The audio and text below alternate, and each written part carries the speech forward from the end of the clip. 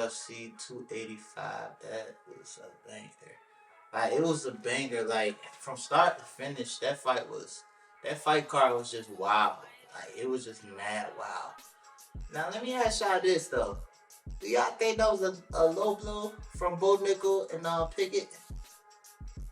Y'all think that was a low blow? I mean, when you look on camera and they slow it down, it's like, you know what I'm saying? I don't know if it was one, but Buddy ain't really put up no resistance. And I gotta say this.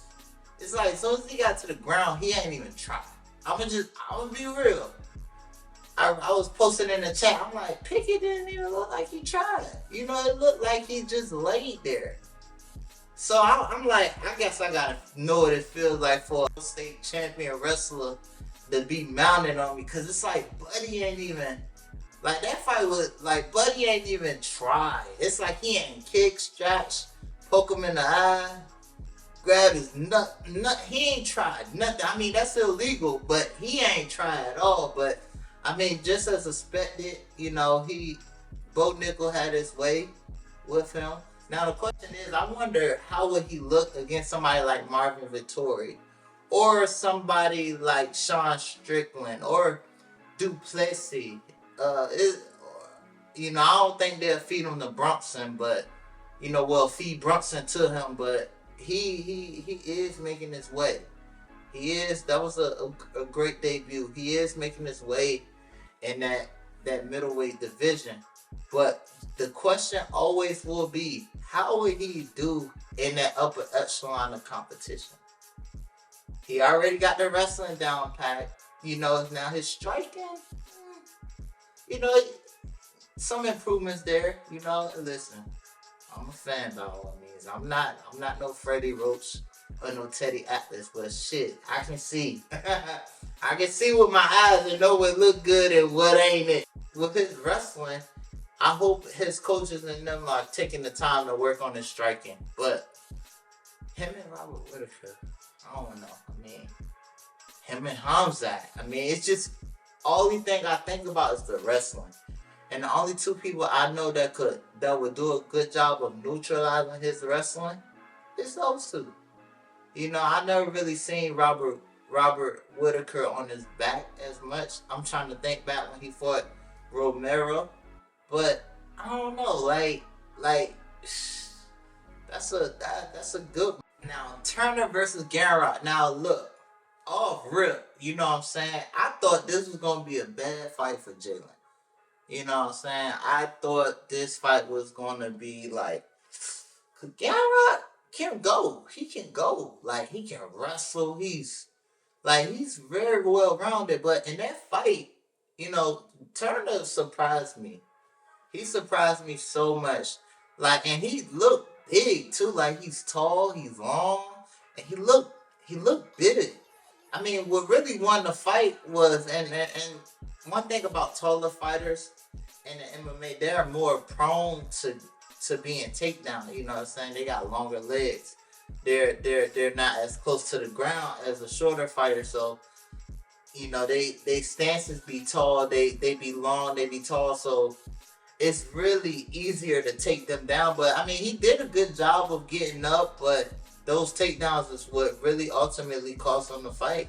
I mean, it was a close fight. I mean, I had Jalen up. I had Jalen up for the most part. But I think he really exposed, I mean, besides Benil, you know, he really exposed Gamma. You know, he really caught him a couple of times. He tested that chin. Gamma got dropped twice. You know, I hope they counted them as knockdowns. But then I'm just questioning the judging of that fight. You know, I mean, I think he could have went other way, but then I'm like, I don't know. Gamma, you know, Turner really looked like he won the fight, but I ain't no judge. I hate fights like that. I hate them fights where you gotta, oh man, it's so close, but this person get it because of I don't know, man. I don't know. But overall, that was a great fight.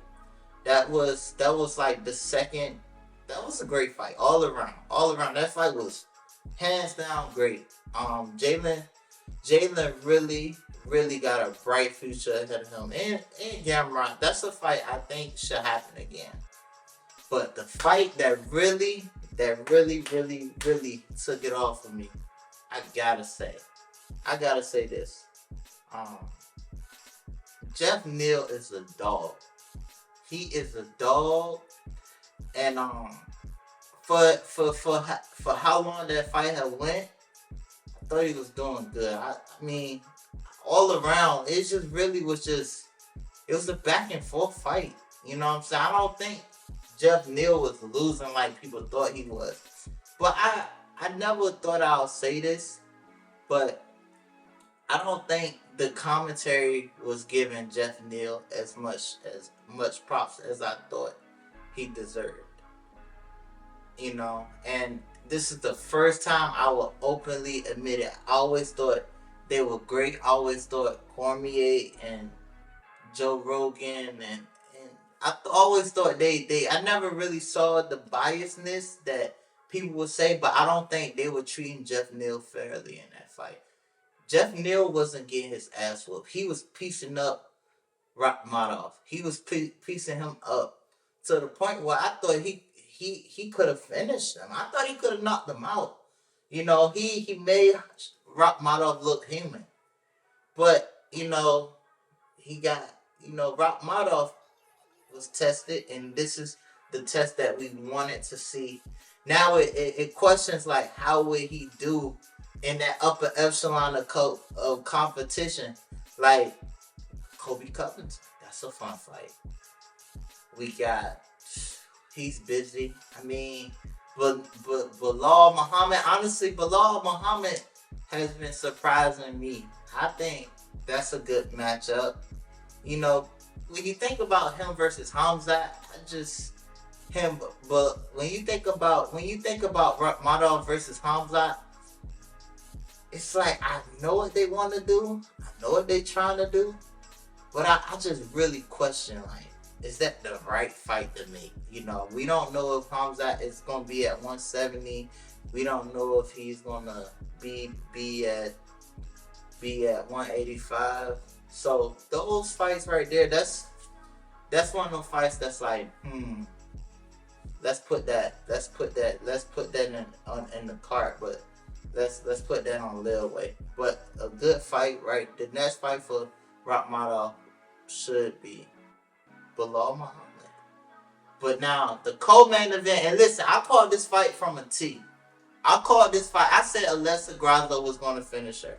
I said Weili style. I said Weili style at first, but ultimately, she got it done.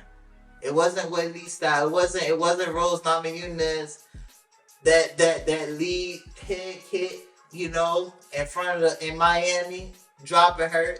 That wasn't it. But I thought she did good. I thought she was sharp on the feet. I thought she was winning all around. Besides the wrestling, she was being taken down. She tried to go for a couple of takedowns herself. Overall, though, Valentina didn't look as sharp as I thought she was going to be. And I made a video a while back about how Alexa Grasso has been looking at her fights because she's been dominating, and how she will play, how fights will play in her favor once she going to that upper echelon of competition.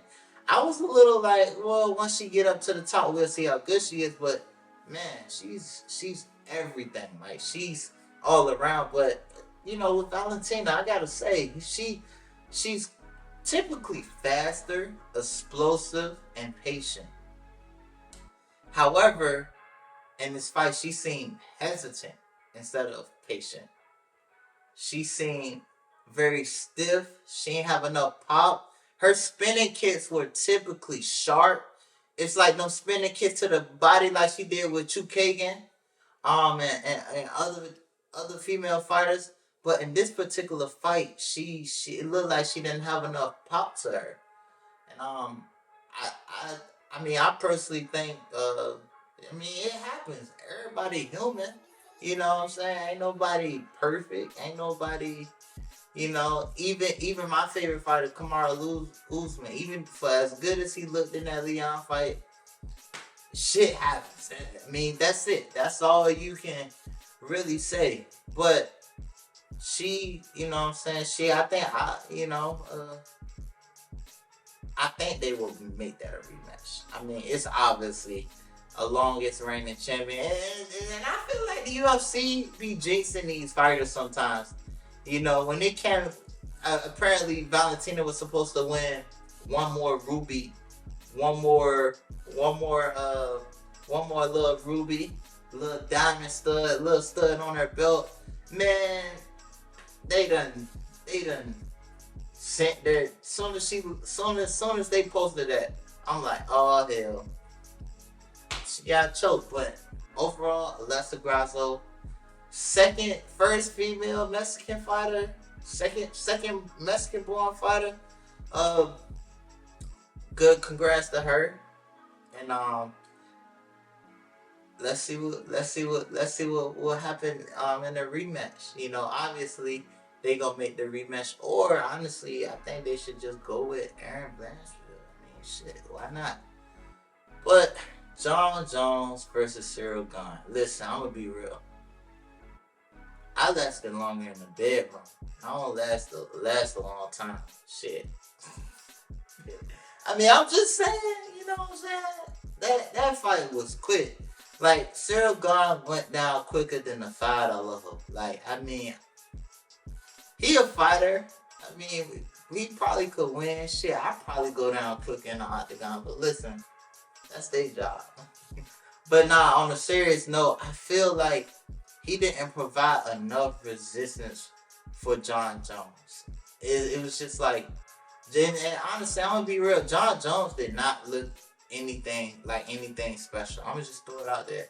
He looked out of shape. He looked sloppy. He didn't look sharp. He just looked like he just went in there looking to grab him. He looked like he was looking to grab him. So I mean, I'm sure in his next fight, he's gonna come out very leaner. You're gonna see a different John Jones where he cut up, he's leaner. But I mean, overall, good job, John Jones. Now, the GOAT debate. Everybody's talking about who's the greatest of all time. And listen, I say this. I always say this. There is no greatest of all time. Because, believe it or not, it's always going to be somebody better. It's always going to be somebody better. Somebody's going to be better. But I'll say this. There are one of the GOATs. You know what I'm saying? One of the greatest fighters to ever do it. I think everybody should adopt that. One of the greatest fighters to ever do it. One of the greatest to ever do it. Like George St. Pierre. One of the greatest to ever do it. DJ, Mighty Mouse. One of the greatest to ever do it. Cejudo. One of the greatest to ever do it. Holloway. One of the greatest. Khabib. One of the greatest. One of the greatest. Yes, people, like, it's just like, you know, it's one of them things. Because John Jones has 15 title fight wins. Okay, but yeah, he popped for steroids. I'm just saying, okay, yes, he popped for steroids. Yes, he did that. Yes, he did that. Oh, Habib only got four title defenses. Yes, but he's 29-0 in MMA. You know, I mean, it's just them things.